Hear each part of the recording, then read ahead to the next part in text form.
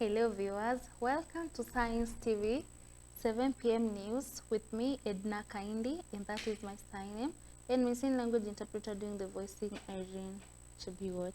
Let's focus on our news. President William Samoei Ruto today attended an interdenominational church service at AIPCA St. Mary's Church in Igembe, Meru County. He was accompanied by a host of Kenya Kwanza allied leaders, including Deputy President Professor Kithure Kindiki.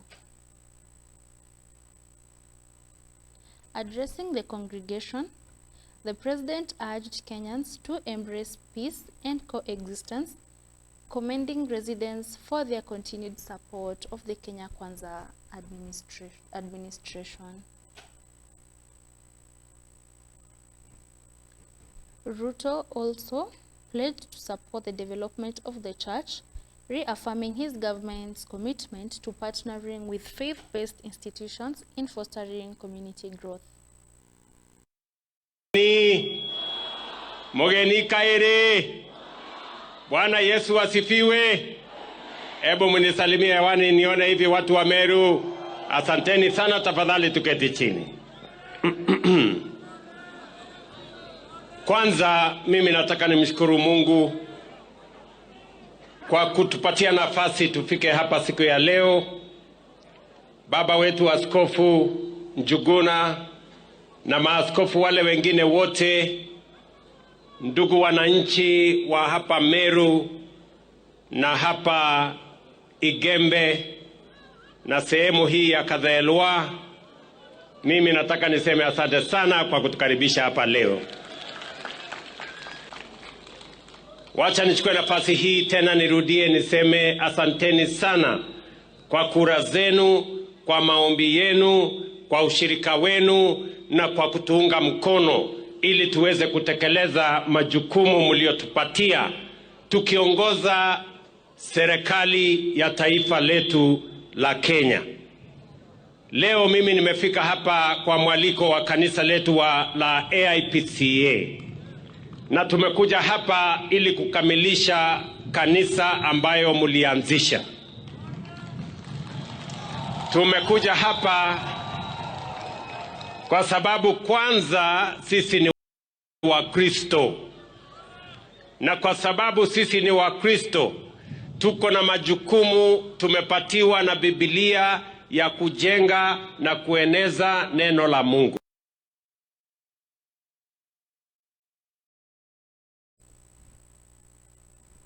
Moving on, Raila Odinga's secretariat has dismissed claims suggesting that the opposition leader is in poor health. In a statement, the secretariat said Odinga has always been open about his health status and will continue to update the public whenever necessary. It clarified that his recent travel outside the country on Friday was routine and not related to any medical issues. The secretariat further accused political opponents of spreading false and misleading information about Odinga's health for political gain. Moving on, Interior and National Administration Cabinet Secretary Kipchumba Murkomen has called for a speedy resolution of the court case that halted the ongoing police recruitment exercise. Speaking in Elgeyo Marakwet County, Murkomen urged petitioners to pursue an amicable solution to avoid further delays in the process, expressing optimism that the matter will soon be resolved to allow the exercise to proceed. He also dismissed bribery allegations surrounding the recruitment, insisting that the process must remain transparent, free and fair. Mambo ya polisi, we do not have enough numbers. Juzi kotini wakasimamisha mambo ya kuandika polisi. Mimi, I want to remind the judiciary, kindly be conscious of our country. Kuambia hawa raia ambaye ni commissioners, there is no day mnaweza recruit police. Tuachie maafisa askari wafanye recruitment badala hao watu ambaye wanaweka mambo kotini. Commissioners sisi wa Kenya tunawalipa. Wewe commission CEO ya ambaye unasimamia mambo hiyo, toa kesi kotini ndio vijana waweze kusajiliwa. Nataka kuwasihi wale wako kotini washirikiane na the two institutions na Wakenya wengine ndio tufanye hii kazi haraka, watu wetu wapate kazi na recruitment ianze haraka. Very ruthless against the people who come to recruitment center kulipa watu kununua nafasi ya kazi.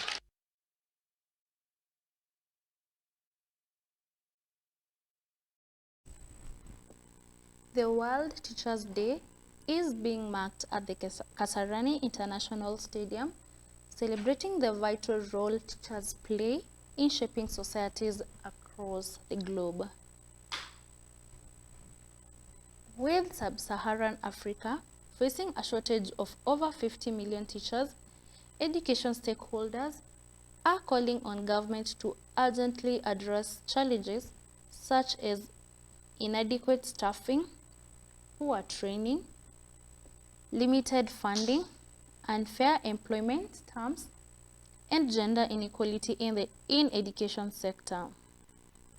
They emphasized that improving teachers' welfare and working conditions is key to achieving quality education for all.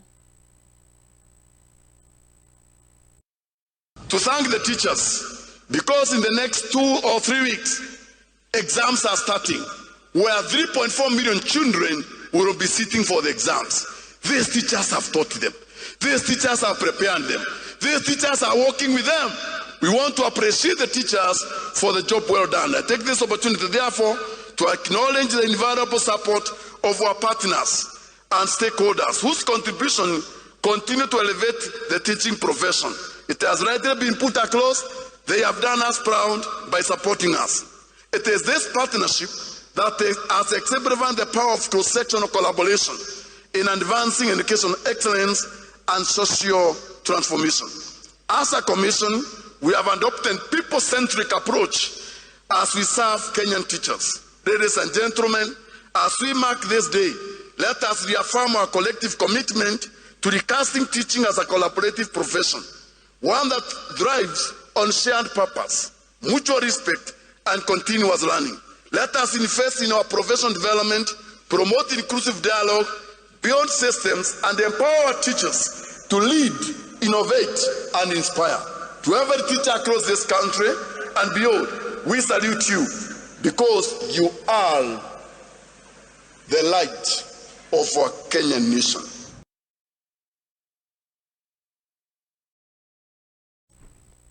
Moving on, human rights activists in Mombasa under the Coast Civil Society Network have demanded the immediate release of 2 Kenyans, Bob Njagi and Nicholas Oyo, reportedly detained by Ugandan authorities. Speaking in Mombasa, the group gave an ultimatum to the Ugandan government, warning that they will camp outside the Ugandan consulate on Monday if 2 are not freed.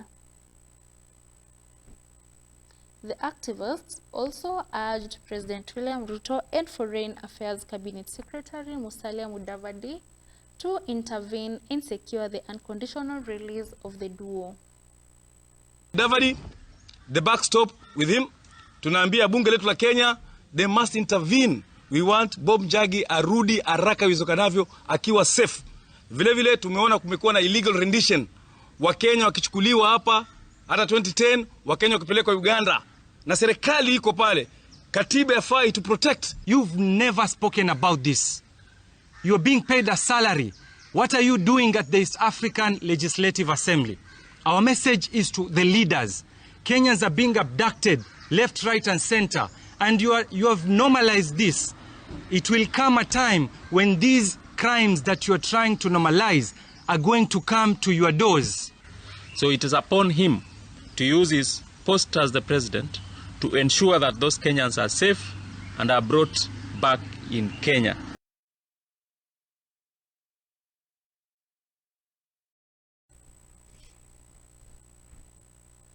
Opposition leaders have once again criticized fundraising events organized by government allies under the banner of Empowerment Forum, terming them avenues for corruption.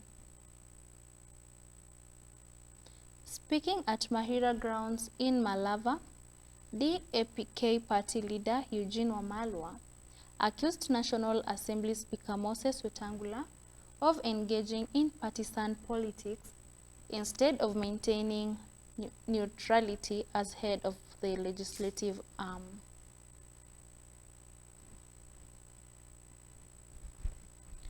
The leaders were in Malava to drum up support for DAPK candidate Seth Panyako, who is contesting the Malava parliamentary seat in the upcoming by-election.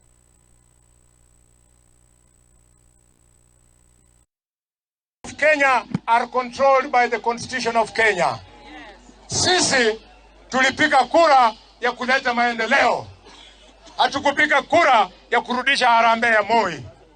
Mambo ya empowerment ni harambee. Wanapoleta pesa, mama wanagawana, mama anarudi nyumbani na 200 peke yake. Watu wazima number 3 in command, wewe ni speaker. Umefanya youth winger bwana Wetangula. You have degraded the parliament of the Republic of Kenya. Na nakubaliana na Salasia, nakubaliana na Khalwale. You have lowered the dignity of the house. Kama referee inatakiwa uwe neutral. Wewe unafanya bunge, inaonekana kama ni bunge ni ya executive. Sisi hatuna nguvu. Na wewe ukiendelea hivyo, hatutajali. Hata kama itakuwa inabaki mwaka mmoja, we will make sure ya kwamba tunaleta an impeachment motion kwa sababu you have lacked respect.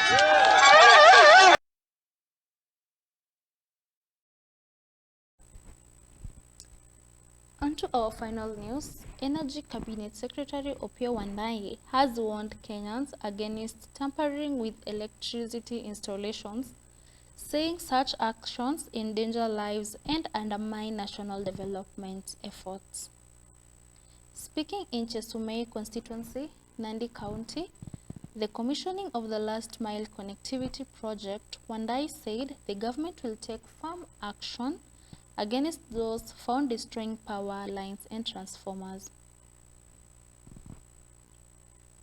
He emphasized that the state has invested heavily in rural electrification to enhance access to power, improve livelihoods, and boost economic activities across the country. Kwamba tuko hapa kwa niaba ya Mheshimiwa Rais William Ruto. Na kwa hivyo serikali kuu ikitekeleza mpango ya stima, lazima tutoe onyo kwa wale wahalifu ambao wanatembea wakiiba, wakikata nyaya za stima, wanaziiba, wakibomoa transformers za stima, wanaiba mafuta ya transformers. Hawa majambazi, hawa wahalifu lazima wakome mara moja. Na vitengo vya mbalimbali vya usalama viko standby, viko alert, na tumeamua kwamba hawa majambazi tutakabiliana nao vilivyo.